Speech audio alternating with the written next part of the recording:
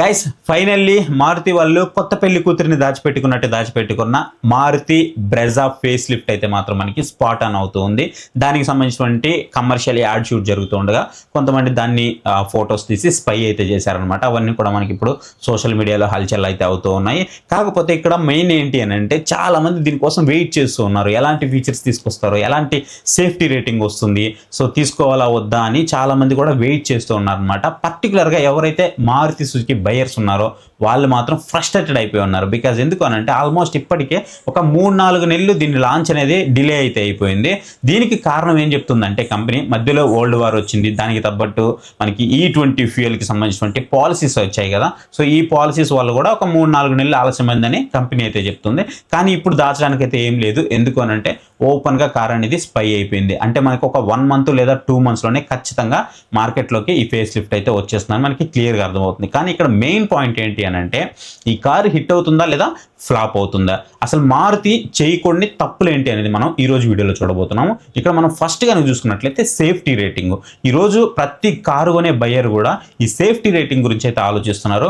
ఒకవేళ మారుతి లవర్స్కి ఇది నచ్చినా నచ్చకపోయినా నేను ఇక్కడ ఒక పాయింట్ అయితే ఖచ్చితంగా చెప్పదలుచుకున్నాను. ఈ రోజు ఉన్నటువంటి సిచ్యువేషన్స్ని బేస్ చేసుకొని ఒక కొత్త బ్రీజా ఫేస్ లిఫ్ట్ ఖచ్చితంగా మనకి 5 స్టార్ సేఫ్టీ క్రాష్ టెస్ట్ రిపోర్ట్తోనే మార్కెట్లోకి రావాల్సి ఉంటుంది. ఇది నేను స్ట్రాంగ్గా బిలీవ్ చేస్తున్నా. ఎందుకు అని అంటే ప్రస్తుతం ఈ కాంపాక్ట్ ఎస్యూవీ సెగ్మెంట్ ఏదైతే ఉందో ఇది చాలా స్ట్రాంగ్ అయితే కనిపిస్తుంది. నెక్సాన్ కార్ కానీ, XUV3XO కానీ, వెన్యూ కానీ, సోనెట్ కానీ, కైలాక్ కానీ ఇలాంటి కార్స్ అన్నీ కూడా మనకి 5 స్టార్ రేటింగ్తోనే వస్తున్నాయి, లేదా సేఫర్ ప్లాట్ఫామ్ మీద వస్తూ ఉన్నాయన్నమాట. మనకి సోనెట్ అయితే 5 స్టార్ కాదు, రేపు పొద్దున ఒకవేళ అది ఫేస్ లిఫ్ట్తో వస్తే ఖచ్చితంగా 5 స్టార్తోనే వస్తుంది. ఒకవేళ మారుతి కనుక ఇప్పుడు బ్రెజాకి క్రాష్ టెస్ట్ చేయించకపోతే కస్టమర్ మైండ్లో అసలు నేను ఈ కార్ ఎందుకు తీసుకోవాలి అనే సందేహం ఖచ్చితంగా అయితే వస్తుంది. క్రాష్ టెస్ట్ చేయించకపోవడం వల్ల బ్రెజా అమ్ముడుపోదు అని అయితే నేను చెప్పను. ఎందుకనంటే ఇండియాలో స్ట్రాంగ్ మార్కెట్ ఉంది మారుతి సుజుకీకి. కానీ టాటా కానీ, మహీంద్రా కానీ కార్లు కొనాలని ఎవరైతే మైండ్లో ఫిక్స్ అయి ఉంటారో వాళ్ళు మారుతి వైపుకి రావాలంటే అస్సలు రారనమాట. ఎందుకు మారుతి వైపు రాకుండా టాటా, మహీంద్రా వైపు వెళ్తారంటే అక్కడ సేఫ్టీ మనకి కనిపిస్తూ ఉంటుంది మెయిన్ ప్రయారిటీగా. అదొక్కటి ఇక్కడ మనకి తక్కువ అవుతుంది. దాన్ని కూడా బీట్ చేయగలిగింది అని అంటే మాత్రం ఖచ్చితంగా ఈ కారును కొనడానికి ఎగబడతారు. ప్రస్తుతం బ్రెజా సేల్స్ అనేది చాలా బాగా తగ్గిపోయాయి. మీరు చూసుకున్నట్లయితే ఒకప్పుడు టాప్ 3 లేదా టాప్ 1లో ఉండే బ్రెజా ఇప్పుడు మనకి టాప్ 10, టాప్ 11 స్థానానికి కూడా పడిపోయింది. అంటే దీన్ని బట్టి మనం అర్థం చేసుకోవచ్చు ఎంత దారుణంగా పడిపోయిందో. దీనికి కారణం అన్నిటికంటే మెయిన్ కారణం మనకి ఇక్కడ నెక్సాన్ కనిపిస్తూ ఉంటుంది. నెక్సాన్లో మనకి turbo engine, under body CNG, EV, so diesel, ఇలా ముఖ్యంగా మనకి 5 స్టార్ సేఫ్టీ, సో ఇవన్నీ కూడా ఆఫర్ చేస్తున్నారు. కాబట్టి బ్రెజా మళ్ళీ పోటీలోకి రావాలి అని అంటే మాత్రం ఖచ్చితంగా 5 స్టార్ సేఫ్టీ రేటింగ్ అనేది ఇంపార్టెంట్. అప్పట్లో అంటే కొట్టుకొని వచ్చేసింది కానీ బట్ ఇప్పుడంటే మాత్రం చాలా టఫ్ కాంపిటీషన్ అయితే ఉంది. నెక్స్ట్ వచ్చేటప్పటికి మనకి ఫ్యూయల్ పాలసీ. సో ఈ ఫ్యూయల్ పాలసీ గందరగోళం అనేది మనకి ఇంకా నడుస్తూనే ఉంది.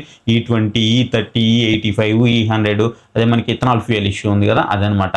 ప్రజెంట్ నార్మల్ ప్రజలు కూడా మనకి కార్లు కొనడానికి భయపడుతూ ఉన్నారు. దీనికి కారణం ప్రభుత్వం తెస్తున్నటువంటి పాలసీలు.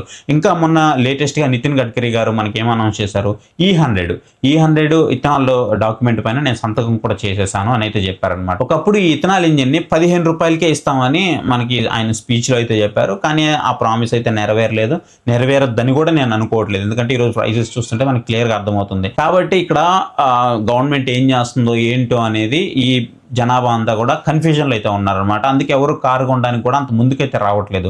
ఒకవేళ కొత్త బ్రెజా కనుక కేవలం E20, అదే మనకి ఇథనాల్ బ్లెండెడ్ 20% ఉంది కదా, ఆ E20తోనే వస్తే రేపు ప్రభుత్వం E25 కానీ, E30 కానీ లేదా E100 కానీ మారితే ఈ కార్లు 2-3 ఏళ్లలోనే మనకి అవుట్డేటెడ్ అయితే అయిపోతాయి. కాబట్టి మారుతి అనేది ఫ్లెక్స్ ఫ్యూయల్ లేదా కనీసం మనకి E30కి రెడీగా ఉండే కారును అయితే తీసుకురావాల్సి ఉంటుంది, నో డౌట్. మనం మే నెల వరకు కరెక్ట్గా కనుక చూసుకున్నట్లయితే దేశంలో కారు అమ్మకాలన్నీ చాలా బాగా అయితే జరిగాయి. దాదాపు 1.90 lakhs వరకు కార్లు అయితే అమ్ముడయ్యాయి. కానీ జూన్ నెలకు వచ్చేటప్పటికి ఈ E100 పాలసీకి గందరగోళం మొదలైంది కదా. సో ఈ మొదలైన వెంటనే మొత్తం కూడా డ్రాప్ అయిపోయాయి. గైస్ ఒకవేళ బ్రెజా కనుక ఇప్పుడు కేవలం E20 కంపెనీతోనే కనుక వచ్చింది అని అంటే మాత్రం మీరు కొంటారా లేదా వెయిట్ చేస్తారా? అనేది ఖచ్చితంగా కామెంట్ సెక్షన్లో అయితే కామెంట్ చేయండి. ఇక నెక్స్ట్ కనుక చూసుకున్నట్లయితే బ్రెజాలో చేంజెస్. నెక్సాన్ 3XOకి గట్టి పోటీ ఇవ్వాలి. మారుతి ఈసారి నెక్సాన్ XUV 3XO అలాగే వెన్యూలకి గట్టి పోటీ ఇవ్వడానికి కొన్ని సూపర్ అప్డేట్స్ ఇస్తున్నట్లయితే మనకి క్లియర్గా తెలుస్తూనే ఉంది. కొత్త బ్రెజాలో వచ్చేటప్పుడు మనకి 6 గేర్ ట్రాన్స్మిషన్తో అయితే ఇస్తున్నారు. అండ్ దాంతోపాటు మనకి టర్బో ఇంజిన్ ఆప్షన్ కూడా మనకి దీంట్లో రాబోతుంది. దీనివల్ల మనకి ప్రైస్ కూడా చాలా కాంపిటేటివ్గా అయితే ఉండబోతుంది. అన్నిటికంటే ముఖ్యంగా సిఎన్జి. సో ఇప్పుడు అందరూ కూడా నాకు మైలేజ్ ఎక్కువ కావాలని కోరుకుంటున్నారు కాబట్టి వాళ్ళందరూ కూడా సిఎన్జికి అయితే వెళ్ళిపోతూ ఉన్నారు. సో ఈ సిఎన్జి ప్రేమికుల కోసం అండర్ బాడీ సిఎన్జి అయితే మనకి తీసుకురావాల్సిన అవసరం అయితే ఉంది.